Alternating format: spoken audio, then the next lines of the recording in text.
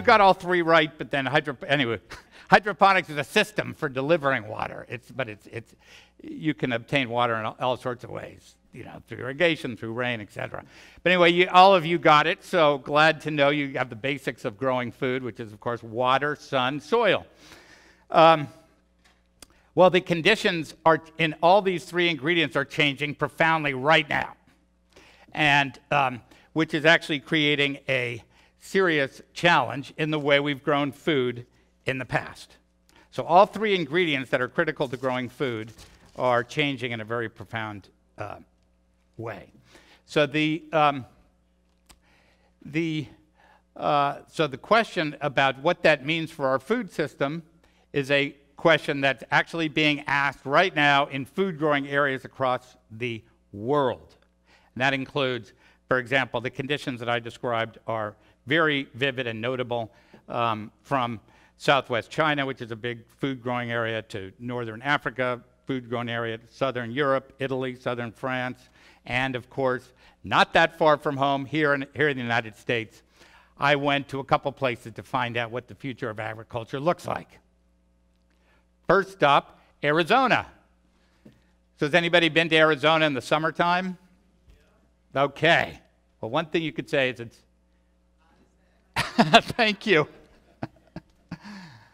So Arizona is hot as heck, as we know. They're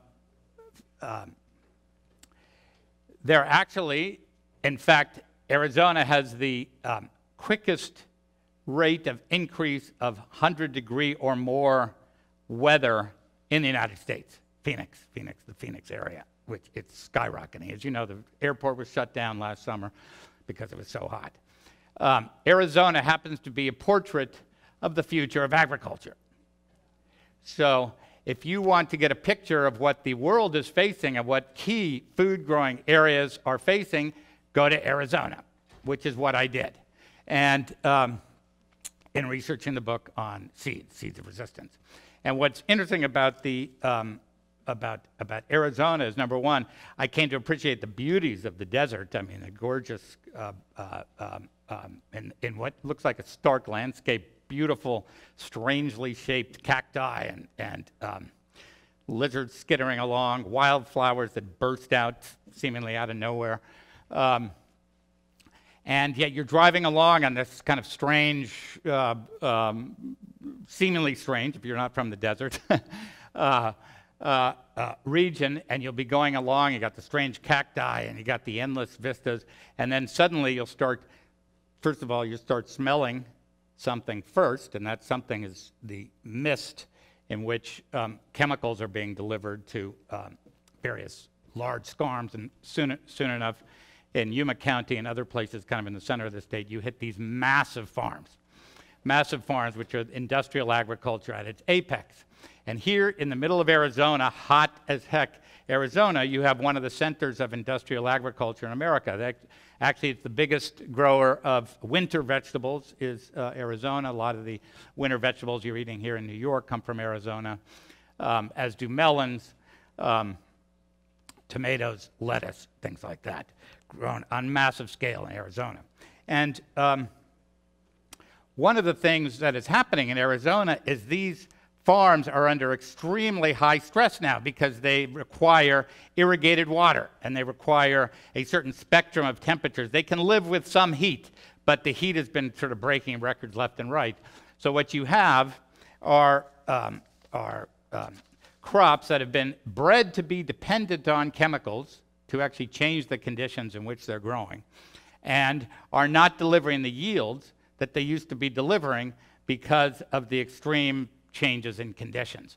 The farms have also been drawing extremely large quantities of water from the Colorado River, and if you've been following anything about the West, which is where I live in California, not on the Colorado, but anyway, it's nearby, the Colorado is being diminished, and it's actually reaching record-breaking lows coming in terms of the level of water there.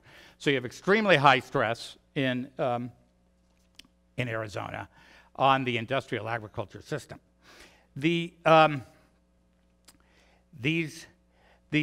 similar things, by the way, are happening in the Central Valley of California, which is also a major breadbasket for the United States, and also which you're eating those foods as we speak, citrus and apples and all sorts of other vegetables from the Central Valley of California, which is also going through extremely high levels of stress.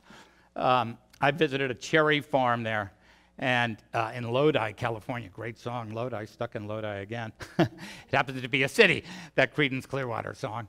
And Lodi happens to be the center of, it all seems different now that I listen to that song, and I was in Lodi.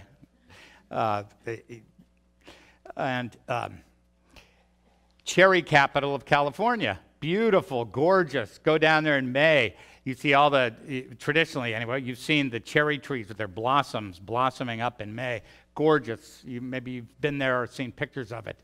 Very kind of beautiful and inspiring to go down there. Well, I went down there and I met a cherry farmer, happened to be the head of the Cherry Farmers of California, a major position, extremely savvy farmer and savvy business person because he represented the cherry industry.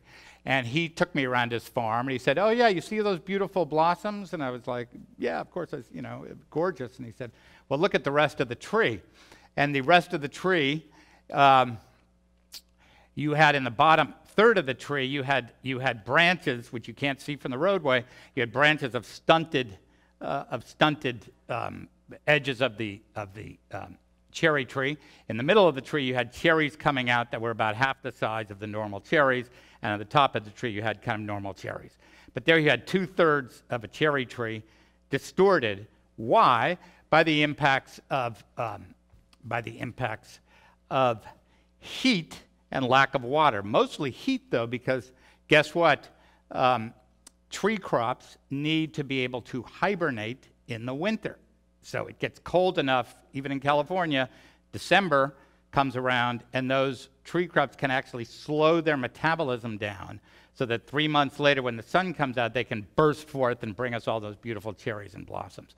Well, the weather is not getting cold enough now to actually hibernate, essentially. It's probably not exactly metabolically hibernation, but it's a slowing down of the metabolism of the tree. So that's a tiny picture of the stresses that are happening in those parts of the country. One more thing I will tell you, and then we're going to get to the response to this situation, which I do want to get to. But I want to give you a sense of the challenges that climate change is presenting to our agricultural system. You have an emergence. What happens when it gets hot and new weather patterns? New diseases, new kind of pests are emerging. And I myself have gone to the Midwest now a couple times, and you see, for example, new flies that are called fruit flies, a certain kind of fruit fly, which happens to love wheat stalks. And that fruit fly lays larvae on the wheat stalks, and usually it gets cold enough in Kansas to kill off the larvae before they emerge into becoming flies. Very important part of the cycle. Every farmer knows about the cycle that they're operating under. So this amazing thing where the larvae gets deposited on the wheat, then it gets too cold, kills the larvae, and the wheat grows without a threat. Well, guess what? It's getting hotter in Kansas. Because it's getting hotter in Kansas and the Midwest, essentially you have the larvae is hatching into flies. The flies love eating the wheat. They're devouring the wheat at a very high level. I've talked to scientists at Kansas State that they're losing at least about roughly 10% of their yields, which is a lot of wheat when you're talking about these kind of farmers. So I'm just trying to actually point out to you the stresses that the food system is under.